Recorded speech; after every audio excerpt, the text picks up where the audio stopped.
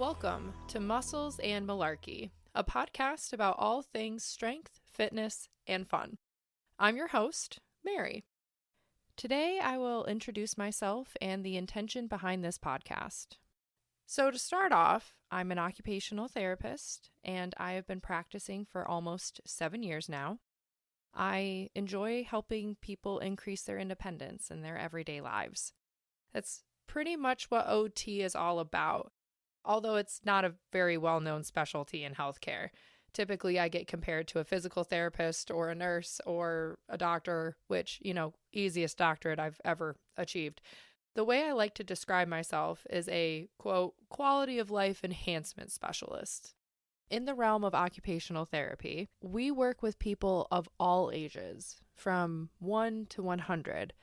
We work with kids in the schools, and we work with athletes. We work with the hospitals and help people who maybe had a broken hip or had their shoulder replaced and help rehabilitate them back to independence. And we can work in skilled nursing facilities, helping people who are older be able to age in place or maintain as high of a quality of life as they possibly can as they age. So that's, if you've ever run into an OT, tell them that you know what an occupational therapist is, okay? It will make their day. My intention with this podcast is to make fitness and strength training simple and straightforward. I remember when I was first getting into fitness and I had so many questions. I looked up different workouts that were okay, but I didn't understand why I was doing what I was doing. And I didn't even know if I was doing it correctly, so I didn't stay consistent with them. I fell into the yo-yo of being on a routine, then messing up, getting upset with myself, and I could have used some guidance. Maybe you are listening to this podcast because you find yourself also yo-yoing through different fitness or exercise programs like I was. Maybe you are stuck in a black and white way of thinking. Maybe you just don't know where to start. I want this podcast to act as a resource. I want it to encourage and inspire you to reach whatever fitness goals that you have. Let's form a community in this shared space, because I've been there and I felt really lost too. I don't want you to feel lost. I want you to be asking questions. I want you to be your own cheerleader, and I want you to have fun while doing this. So here's a bit of my background and my history with exercise. When I was in high school, all 4 years, I did both winter and spring track. I was a thrower. Being a thrower, we would practice our throws, but we were also in the weight room. I remember a lot of misinformation floating around in the weight room at that time. The girls and the guys were separated out. The boys had the barbell and the ladies had the Smith machine. I remember telling my brother that I squatted 235 pounds during practice. And in hindsight, I'm 99% sure that was higher than a kite. And also, most likely, no, I'm 99% sure I was using a squat pad, one of those things to make sure that I didn't hurt my delicate traps. Oh my gosh. From there, I did learn the basics of how to do a squat and a bench. However, I was only taught on a Smith machine. I also had no idea how to take that knowledge and carry it over to actual training outside of sport-specific being a thrower. Remember, this is between 2008 and 2012. People were not posting fitness content. There were no fitness influencers. This was during a time where, Instagram was not a thing. People were not posting their lifts and their, what I eat in a day and, form checks on the gram or Facebook or TikTok. Those things didn't really exist when I was first learning how to lift. So in my quote unquote off season, I was doing no strength training. From there, a couple years go by. I started seriously working out in 2014. My sister was going to a local gym and she convinced me to come to the group training classes with her. I was off on probably Christmas break or some type of break from college. I had the time, I could go with her. And it was in those classes that I developed a solid foundation to build off of. I learned the basics of like how to do a body weight squat and how to do a hip hinge to do an RDL. We used a lot of kettlebells and a lot of dumbbells. The music would be playing and I'd be jamming out and dancing, and you felt really good because you were moving, and it's fun to move your body. At least like that's what I realized in doing it, is that like movement can be really fun. The problem though was when I went back to college, I couldn't really replicate the classes. And I didn't understand the basics of how to set up a good workout program. I remember thinking to myself, like, how many reps do I want to do? How many sets should I do? Do I just do machines? Should I do dumbbells? Should I do kettlebells? And even with my history as a thrower, I did not feel confident in touching a barbell. So when you feel intimidated by something, you tend to fall back on what you know, which was the treadmill. And I did a lot of walking. In my last semester of OT school, I started working with a person I affectionately call Trainer Tony. We worked together 3 days a week until I graduated with my master's. And Tony was an old school bodybuilder with biceps bigger than hubcaps. It was ridiculous. He was really like higher reps, drop sets, all this stuff. I remember oh my gosh. I just remember like learning so much from him. It was great. It honestly was really, really great. And I felt more confident being in the gym. It was totally unwarranted confidence, but I felt way more confident in the gym. I think the best part was that I was able to build off the foundation that I had from my throwing days, doing those fitness classes. And with Tony's guidance, I got much more comfortable in going and doing workouts on my own. And I remember a gym goer made a comment to me, and he said, you know, it's really nice to see you in here without the trainer. You know, he was being very supportive. And I think back on that, and it's like, you know, what a kind thing for someone to say to someone who was clearly newer in the gym, trying to figure things out. And that helped me, like, you know, get some confidence to keep coming back. And I made some friends in the gym, friends that I still follow on the gram. Like, what's up, guys? Hey. So I've graduated.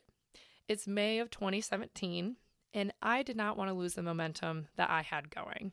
I still wasn't the most confident in the barbell movements. Trainer Tony had done a pretty good job of teaching me the basics of how to deadlift, and I did learn how to bench, kind of.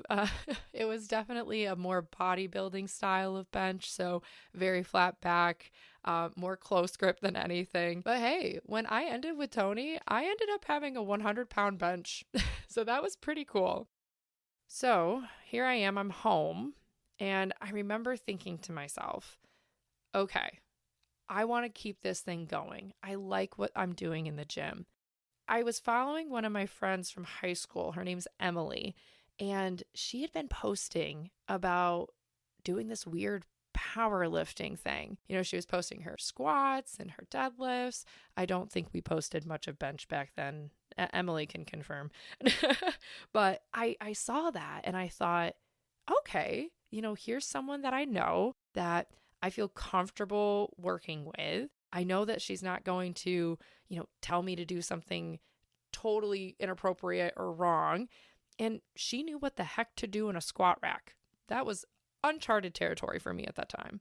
I'm really grateful that Emily allowed me to come invade her space and work out with her almost 7 years ago now. I really wouldn't have gotten into powerlifting if it wasn't for her. So shout out to Emily, the Trap Lord Supreme, my mighty muscle meatball. From that point on, the rest is history. I started working with a coach in December of 2017.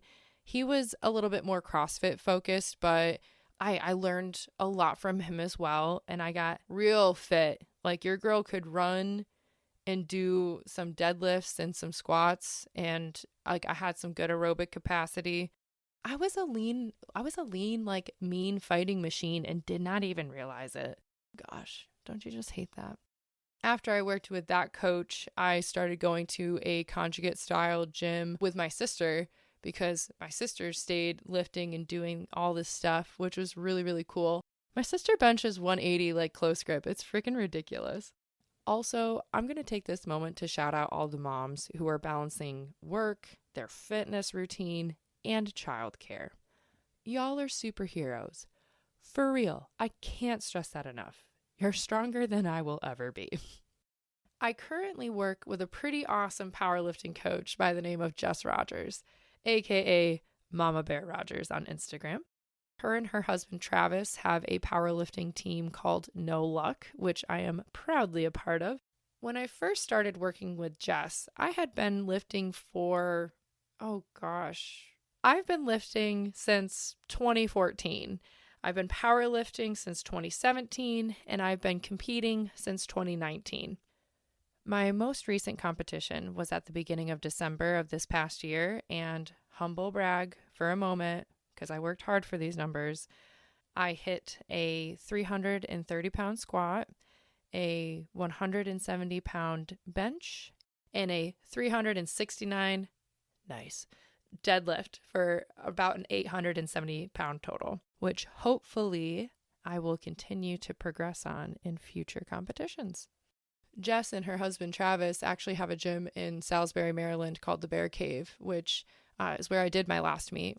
It's a really awesome gym, and if you're in that area, you should definitely drop in. But I ended up sliding into Jess Rogers' DMs and was like, hey, do you want a highly neurotic athlete who will listen to everything you tell her to do and strive to just be a really good athlete and powerlifter? And she was like, yeah, sure, I guess that's great. Nah, Jess is an absolutely wonderful coach. And if she has openings in her roster, you should probably slide into her DMs because you are lucky if you get to work with Jess Rogers.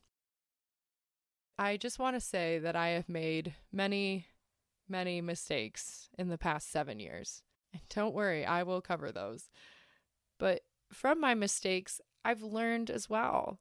You know, after becoming a certified personal trainer in 2019, I found a genuine love for learning and growing in the world of strength training and fitness. There's so many different ways that you can approach lifting and training, and it doesn't have to look one size fits all. It can be what matters most to you. That is my Roman Empire. If someone were to say, what could you talk about for 30 minutes without stopping? It would be fitness, strength training, powerlifting, strongman. Like, I absolutely love this. I feel that my perspective as an OT, it truly allows me to fully appreciate how lucky we are to be able to walk into a gym, let alone weight train. I work with people who unfortunately require 2 people to assist them, from sitting to standing, or, they can't roll over in bed on their own.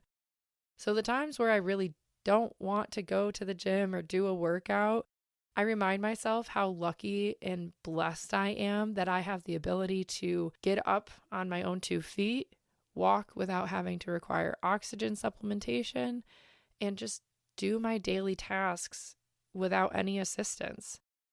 So I truly, truly feel that everyone can benefit from some type of strength training or, cross training style workout, or just moving in general. I mean, for so many different reasons. Now, I look forward to diving into different topics on this lovely podcast, Muscles and Malarkey, and I hope you enjoyed this first episode with me. If you have any fitness-related questions that you want help with, send me a DM on Instagram at Muscles and Malarkey, or my email, musclesandmalarkey@gmail.com.